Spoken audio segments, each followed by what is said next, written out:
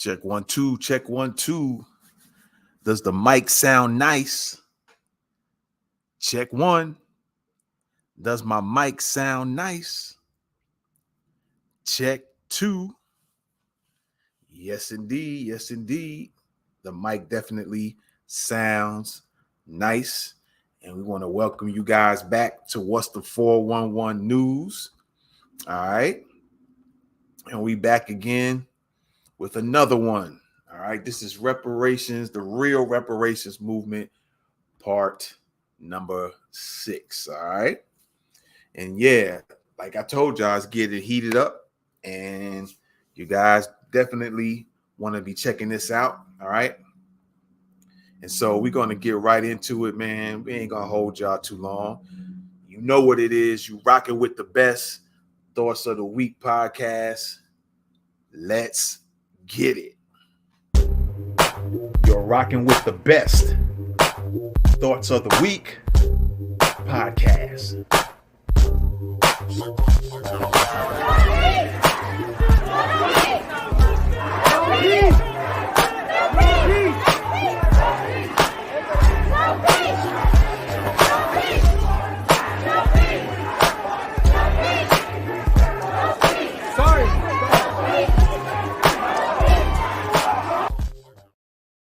Yes, indeed. Yes, indeed. You rocking with the best Thoughts of the Week podcast. All right. And so with no further ado, man, we're going to get right into it. And so, yeah, let's roll this video, man. Let's get into it. We have someone from LA. Anybody here from LA? Dwann has, first of all, he's a music historian. I don't care if it's the blues, if it's about jazz, if it's about hip hop. Dwann got the facts. He's a music historian and he's a podcast host. The podcast is called Hotepish and Incense and Ashtrays. Give it up for our brother Dwann B. What up, y'all? What up, y'all? How y'all doing? Y'all good? Yes, sir. Yes, sir. It's beautiful to see y'all. This is beautiful. So what's up, Jay? What's going on? I just want you to talk about like when you first got interested or involved in the reparations movement. I got interested because Dr. Claude Anderson came to my church when I was 12. Clap it up. Right around the time he released Black Labor, White Wealth, there was this other church that my church was like a sister church with, Crenshaw Christian Center out in LA. And Fred Price and his mustache allowed Dr. Claude Anderson to come on down. And so as a kid, I was like, who is this dude? He said something I ain't never heard before. He sounded different than Al Sharpton. He sounded different than Jesse Jackson. You know what I mean? Like, who is this dude? And then I never saw him again for a long time until Hidden Colors. And so, hey, that's what really got me into it. He was unapologetically black, you know? Like, y'all know how it is when y'all watch TV. These people be over there tip-tapping and everything. Like, I don't know if I want to be black or not. And they don't know. Dr. Claude Anderson came and sat down, put his chin up, and spoke for black people. And there was just something about that made me be like, okay, I like this dude. Let's think about this. Black people invented every form of music that's out there. Country western, hip-hop, jazz, blues, whatever it is, we named it. If everything squared, we made it. So if we have our money, if we have our restitution, if on a shoestring budget we can create one Motown Records, what can we do with our money? We would never need these other people who are canceling Nike contracts and all this stuff. That part. If we had the money to fund it. Like, I think about it like this. My great-grandfather invented the automatic railroad crossing. That when the train comes, it trips and the automatic. My great-grandfather invented that out of Benton Harbor, Michigan.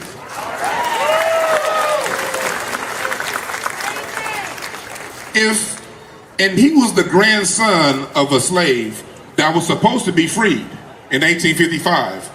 In 1855, he was supposed to be freed, but the Mississippi state governor came in and said, due to unforeseen circumstances, yeah, your slave master freed you in your will, but we ain't letting it happen. they had land in Natchez, Mississippi. Natchez, Mississippi in the 1850s was some of the richest land in America. My family would have gotten that land. Since we didn't get that land, they had to move up to Benton Harbor, Michigan. And when he invented the automatic railroad crossing, he had to sell it.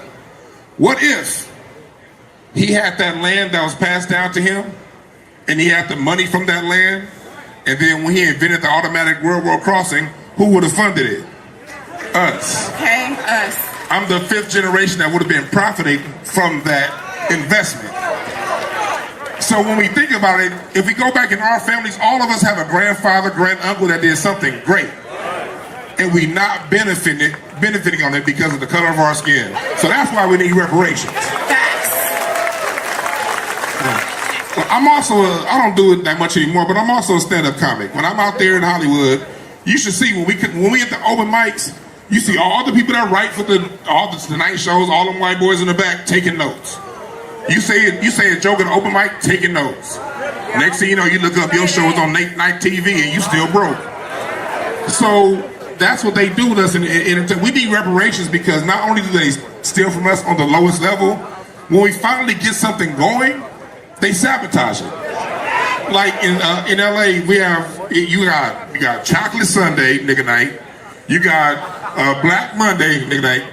Then you got Negro Tuesday, nigga night. They only let us perform on one night of the week, and then that one night of the week that we perform, it makes up for the full budget for the week for the whole comedy club. And so we literally keep these places open. We keep their ideas open. We look at Sweetback, what Melvin Van Peebles did. We look at Oscar Michaud, what he did. Every time Hollywood needs a lifeline, it comes to us. But we the least paid. And then if you notice a move that was made about 10 years ago, when black actors were talking about getting our money and making more money, what did they do? They brought in Africans and people from across the diaspora. That's right. And no disrespect to them, but they willing to work for slave labor. We ain't. It's time to get our check. Keep pushing, because this is a multi-generational effort. Cash reparations is just the first thing. That's first. Like, this is the down payment, you dig? We gotta pass this on to our kids because you know what? We gonna get them the cash.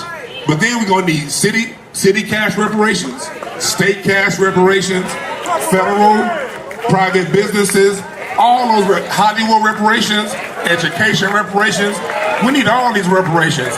We need more reparations than Al Sharpton got perms.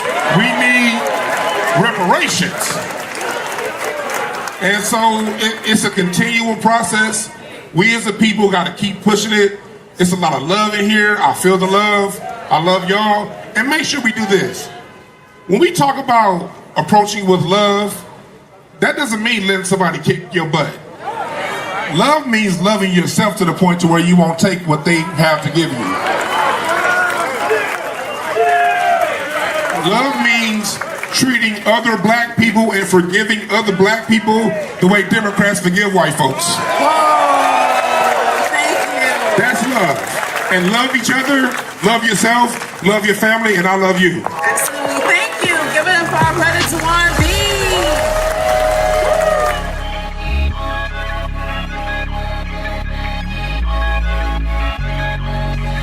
So we are probably about 4 hours into the FBA reparations rally.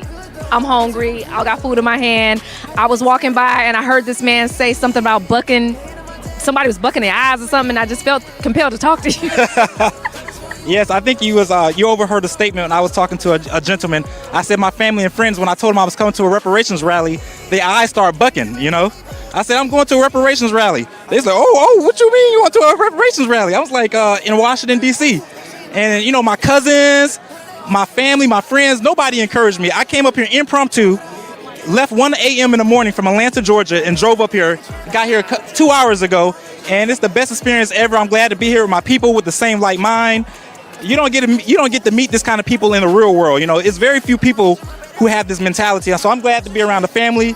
And I'm glad to know other people feel the same way as I feel, you know, and it's a blessing to see Dr. Boyce Watkins, Tariq Nasheed, and all the leaders here presenting today. And I'm so happy to come, and it was so worth it, you know. There you go, ladies and gentlemen. There you go. That was Dwann B on stage, and he broke some things down. All right, you might want to rewind that back and listen to what the brother had to say. He talked about the how we created all this music. Our lineage was such that we created a new culture. All of our culture, or some of us, because not everybody was taken from Africa and brought to the U.S. Actually, it's supposedly a small amount, 2 to 3% of those stolen from Africa were brought to actually the U.S. They were put more down in like Brazil and some of these South American countries. So they were actually black people already in the U.S. before slavery even started. All right. And so you had those people, and then you had the slaves that were brought over, and eventually they hooked up. All right.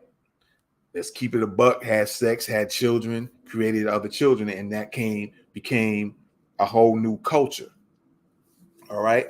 For whatever the culture already had that was here, and the ones that had their stuff, their religion, their language, the way they do things stolen, they hooked up with black people that were already in America, and they created a brand new culture that evolved to the point where we started creating different genres of music. All right. We created our own foods, our own dishes of foods. It's not the same in Africa or the Caribbean when it comes to our food. We had to actually take things. For some of y'all who might even remember, you might have had a grandmother or a great grandmother, and they didn't have too much in the kitchen, but they were able to take things out the kitchen and make a whole full meal out of it. All right. They would take things and get creative with whatever they had and made full meals, and you wouldn't even know. You would have never known there wasn't any food in the house. So that's our culture. We're very creative. You probably hear this. You probably heard this over the years. We're very creative, right? And we come up with different things. And so that's where we came up with inventions. All right. We came up with music. We came up with food, different types of foods, different ways of doing things. We have a different mannerisms with people. All right. That everybody seems to be attracted to. So yeah, Dwann B broke it down, man. And I hope y'all enjoyed this one. Stay tuned, because tomorrow we're going to come with the Real Reparations Movement Part 7. Like I said, it's going to definitely get heated. So definitely be checking it out and stay in tune with that, okay? So with that being said, we're going to get out of here, man. We appreciate y'all. Subscribe to the channel. Hit the thumbs up button so it lets the channel know that, hey, this is what we want to see. We like this content. You need to start putting it out and blasting it out to the masses of people on YouTube. Same thing with Facebook. Share it out. Give those hearts, those different emojis on Facebook. Do it on Twitter. Do it on Twitch. So on and so forth, right? So with that being said, you're rocking with the best Thoughts of the Week podcast. We out. Peace. You're rocking with the best Thoughts of the Week podcast.